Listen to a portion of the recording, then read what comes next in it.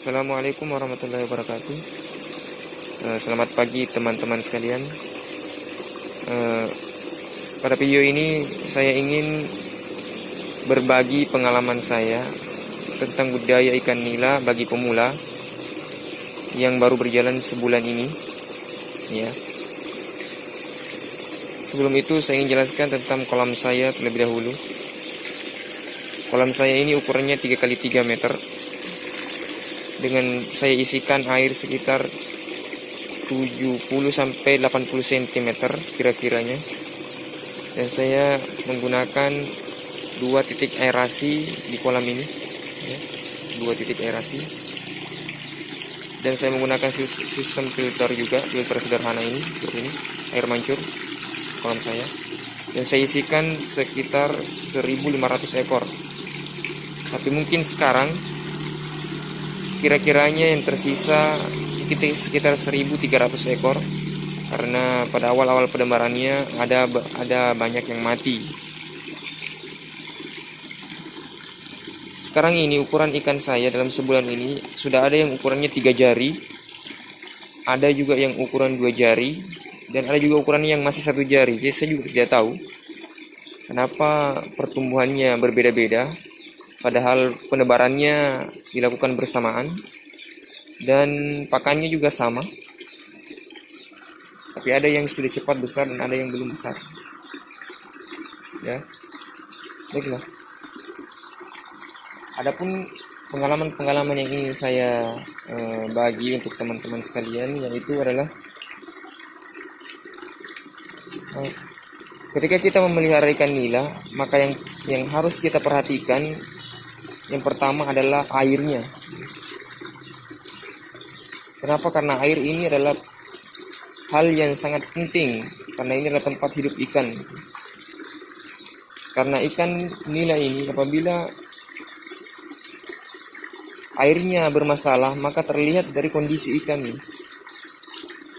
Dari pengalaman saya, ketika air kolam saya mulai agak sedikit bau atau mungkin oksigennya kurang atau ada kandungan-kandungan yang berbahaya dalam air saya, misal setelah hujan, misal banyak airnya jadi bersifat asam, tiba-tiba gerak-gerik ikan saya berubah.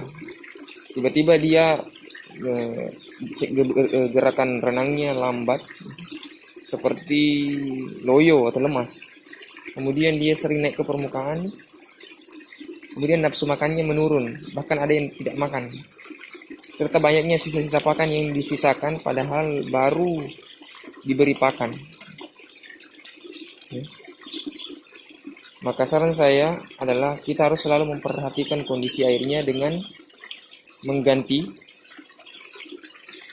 mengganti secara rutin, ya, atau dikondisikan pada saat ikannya mulai tidak menyukai airnya dengan tanda-tanda tadi, maka segera kita harus menggantinya. Dan yang saya lakukan adalah saya tidak mengganti airnya secara keseluruhan, karena takutnya ikannya jadi stres lagi, karena ikan nila mudah sekali stres. Maka biasanya saya hanya menggantinya di atas 1/2 atau 3/4 saja. Maka saya masih sisakan sekitar 2 jengkal air di kolam saya ini, air yang asli dari kolam ini. Kemudian saya isikan kembali.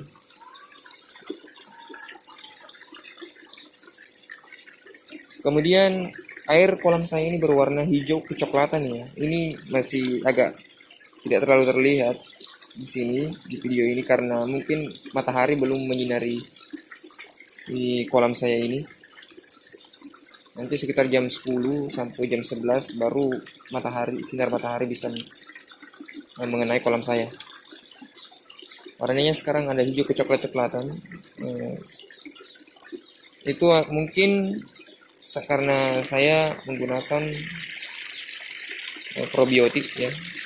Oh iya, saya juga menjaga kualitas air kolam saya dengan memberikan probiotik tambahan, ya, seperti M4.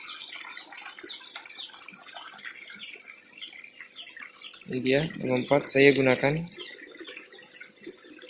sebagai probiotik tambahan untuk airnya, supaya airnya sehat. Efektif mikroorganisme, perikanan dan tambak. Saya biasa berikan 2 kali sebulan dengan takaran 5 tutup botol ini, 5 tutupnya ini yang sebar di kolam saya ini, masing 5 ikan saya.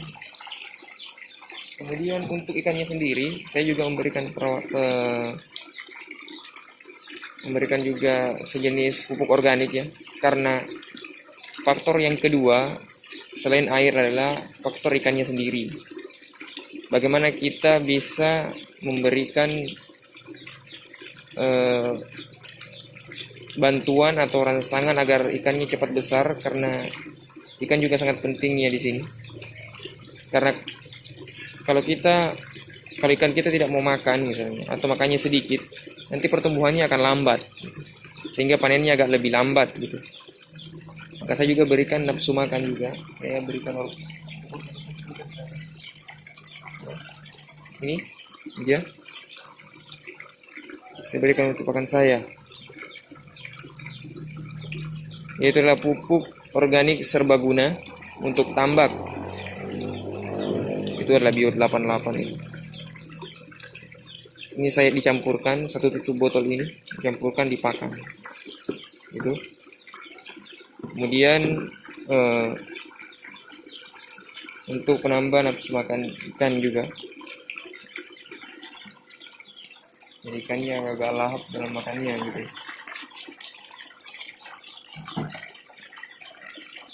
Seperti ini misalnya. Saya berikan pakan.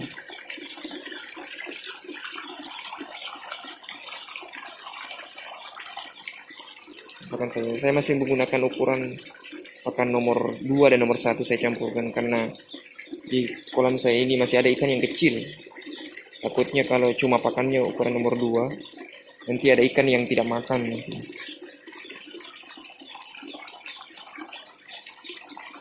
Seperti ini.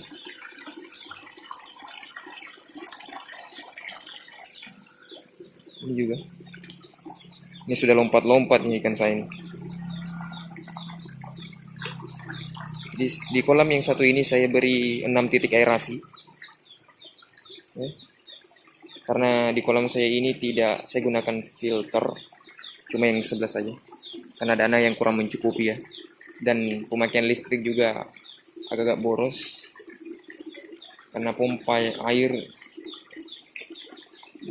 dayanya lebih besar daripada aerator. Ini 6 titik aerasi karena dia tidak menggunakan filter. Kalau yang ini menggunakan filter, jadi saya hanya menggunakan 2 titik aerasi saja.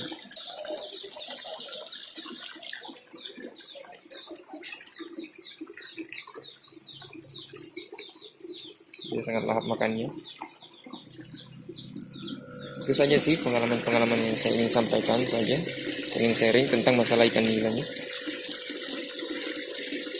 Itu tentang masalah air, karena pernah pengalaman saya juga beberapa waktu yang lalu.